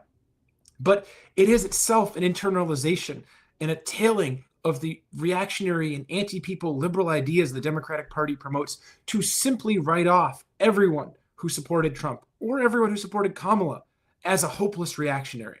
It's a very, very anti-people view because it fails to see the nature of the ideological domination of the bourgeoisie under bourgeois democracy and how that temporarily convinces a significant subsection of the masses to support the various reactionary bourgeois politicians. It fails to see the basis for change, and it fails to study the most basic aspects of the lessons of Marxism.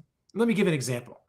Lenin, after the defeat of the 1905 revolution, paid great attention to the speeches that the peasants' deputies, there were deputies based on social class in the Tsarist Duma. There were these deputies made, the speeches that these deputies in the Duma made, the Tsarist parliament, or joke of a parliament.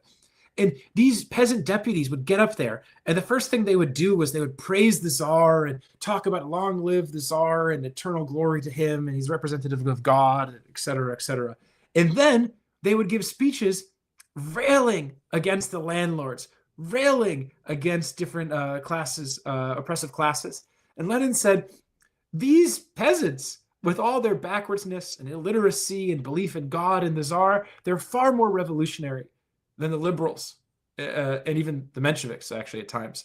And it takes a real Marxist analysis to see that, to see through and cut through the dross and confusion and backwardness and belief in all sorts of confused things the peasants had, because Lenin saw that their class interests of the peasantry was really against the Tsarist system, and that they were drawn to supporting the Tsar based on some basic confusions that over time could be clarified because, as you put it so well earlier, Space, their class interest was ultimately in revolution. So now I'm not saying we're going to win over every member of the working class or the petty bourgeoisie that supported Trump or supported Kamala, but if we understand the nature of their class interest, we can see a path forward to carrying out propaganda amongst these segments of the population to win over a significant portion of them. And I think that's important. I want to quickly reply to actually the point that Rusty made again about Trump not being a racist. I don't want to debate whether Trump's a racist or not on a personal level, because it's actually not the key question. But what I do want to point out is that liberals are generally fundamentally misguided when they say that Trump is promoting old school style Klan racism. He's just not. I mean, whatever he may think privately is irrelevant.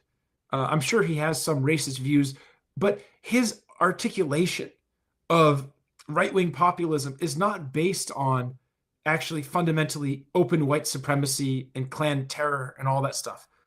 It's a form, and we talk about this in the Neomercantilism piece, of what we've called Neo-nativism, a form of, if you're American, that's the main thing. And we can see a lot of the critique and attacks on immigrants not principally being motivated based on the fact that they're not white, but the fact that they're not American.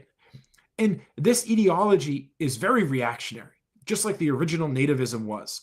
It's very xenophobic, but it is also actually very effective because it's able to incorporate a significant section of the non-white population into actually supporting xenophobic attacks and policies against immigrants.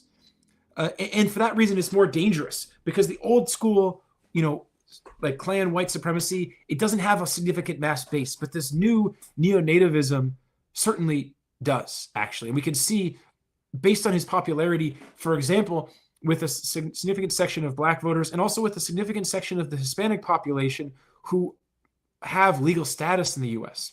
Trump's ability to channel their anger at the injustices they face towards, at least in part, towards the immigrant population and the migrants is quite significant. Now, I also saw someone reference the Central Park Five. Yeah, that's a great example of Trump's racism and pretty despicable action. So I'm not trying to excuse Trump's conduct here. What I'm trying to get at is more just specifically dealing with the way in which he's articulating the ideology of right-wing populism and how that's very different than traditional, like, Klan-style white supremacy. And if we don't understand this difference as communists and critique this new, very reactionary ideology, and we just call it, old-style Klan racism, white supremacy, and so on and so forth, we won't be able to actually clarify the true nature of this ideology. We won't understand it ourselves, and we won't be able to effectively fight against it. And we won't be able to understand these trends of why more Black people and Latinos are voting for Trump. Because I've seen a lot of memes and stuff shared about this, of kind of, an immigrant coming to the U.S. Before they're a citizen, and then after they're a citizen, and then how the politics changes. But that's exactly the point of neo-nativism. And just, okay, anybody who's an American citizen, is born in the U.S., or naturalized as a citizen, they're Americans. But so the Americans aren't a problem, and it's a way to really unify people. So of course, the U.S. ruling class, they always need a scapegoat, but then also they always need to have something to unify people around, and anything but class, really. So how do you both divide people in a country, but also try to unite them around some ruling class ideology? That's not so easy to do. And so this whole approach of neo-nativism, really sparking some American pride. And we even see this in some of pop artists now, with Sabrina Carpenter and Chapel Roan, of kind of this Americanist, this emphasis on Americanist, and even somebody like Chapel Roan, performing in drag, like kind of a lot of these progressive politics. And look, we can do that within America. It's very important to emphasize that. And same thing of Beyonce promoting country music. And country also kind of in popular imagination, even though it does have roots in origins in black music, really. But standing behind an enormous flag, Kendrick Lamar performing in front of an enormous American flag. These are all different ways in which we're seeing neo-nativism in action, really, through these major pop stars of sharing. What's important is not the color of your skin. What's important is loving America and being American. And here's all these different threats of people trying to take away of what it means to be American, or who are coming to America without really understanding what America stands for, and incorporating all these progressive politics, and this being really supported with even a lot of people who are against Trump, and it's in the popular imagination, it is very important to wage a struggle against that, without, like Thomas was saying, then just being like, well, anybody who promotes that is just a racist or clan style racist, because there are a lot of different people who are promoting this.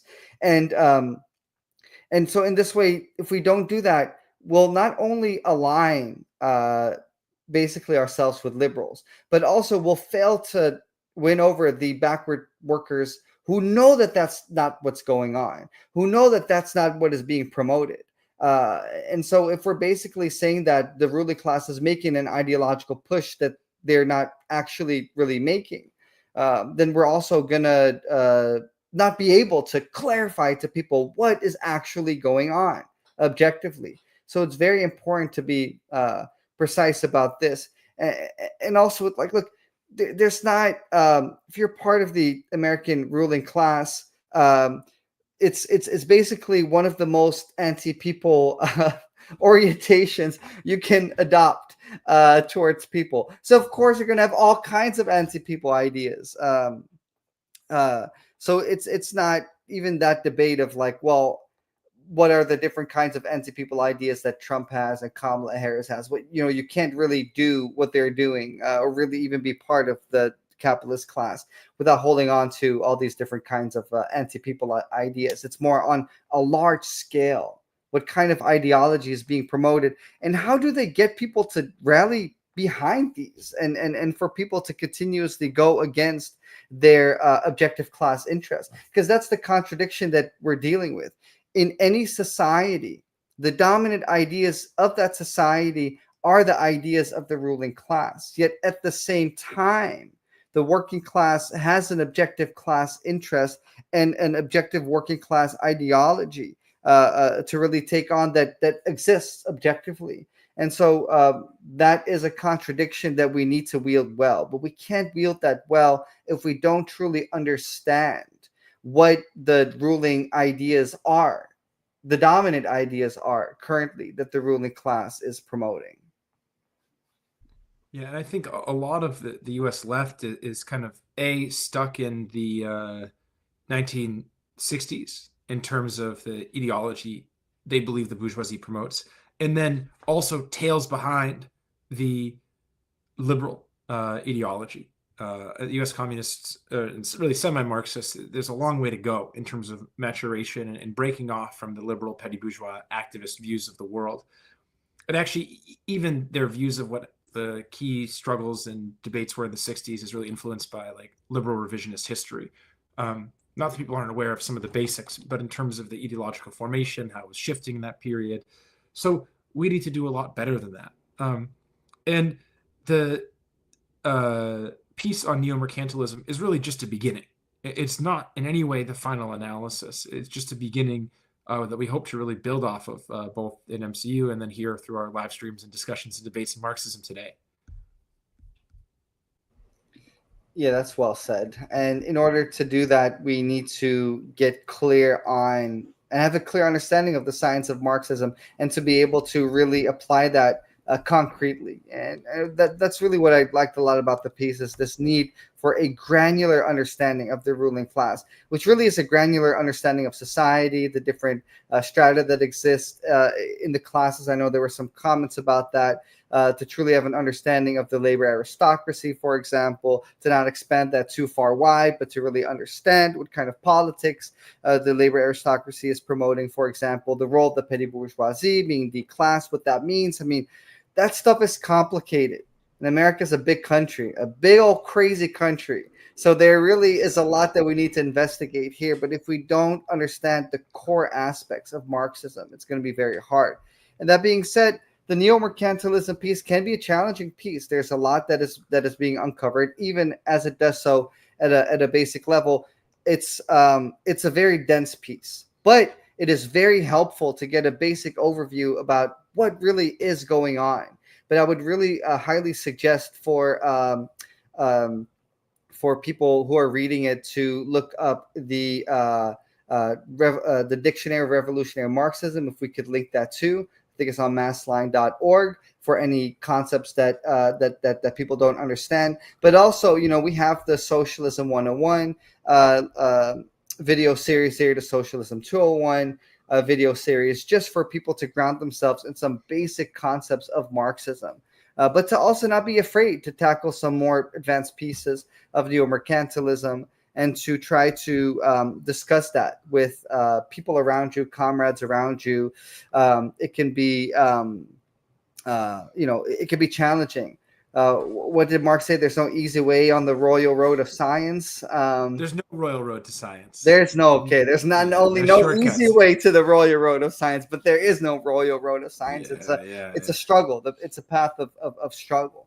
But it's very important for us to understand. And even just based on a lot of the comments in the stream, there are a lot of confusions. And that makes sense. I mean, I had a lot of confusions on some of these things until I read this piece, and then I read it again. And, it can be a lot to get into. But it's very important. And I'm glad that there's an organization that is putting analysis out there right now. But before we dip, Thomas, what are you going to do to get rid of this cold? What are some of your go-to remedies for you to feel better? Health tips. Okay, I didn't expect us to end on that note, but three things. Neti pot, invented in the early Vedic period in India. Fantastic, little saline rinse through the nose. Ginger tea, hot shower. So those are the go-to for today. And what are the three tips for getting through this era of neo-mercantilism? That's a good one. Analyze, struggle, I don't know. And win. And win, yeah, and win. There you go. And just real quick before we wrap up, thanks everyone for joining the live stream. Please be sure to like the video and subscribe, and also to support us on Patreon. It really helps. We've got some exciting new videos on the docket that we're hoping to put out. And supporting us through Patreon is the best way to really help us keep putting out good Marxist content analysis, both stuff like the 101, 201, but also stuff like this, analyzing current events, discussing and debating. And the support really helps because we don't want to monetize the channel or put ads up here or anything like that.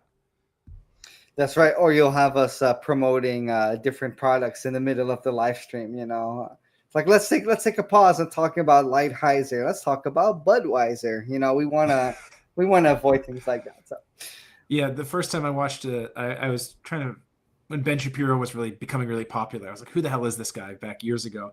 And I watched his podcast and I was like, oh my God, every 5 minutes he's just shilling out for some product or other. And it's pretty hilarious. Yeah. So yeah, we're obviously not going to do that. Although the Lighthizer Budweiser rhyme was good. But yeah, so it'd be really helpful for people to support whatever you can on Patreon. That'd be great. Yeah, that's right. All right. Well, thank you everybody for having a lively chat in the comments, asking some really great questions. And Thomas, I hope you neti pot yourself back to health. And good luck in the California factory. I hope the rest of your shift goes well too.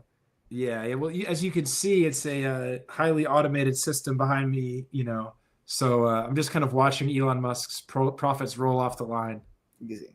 All right. Well, enjoy. All right, comrades. All Salam, and see y'all next time. Peace. Salam.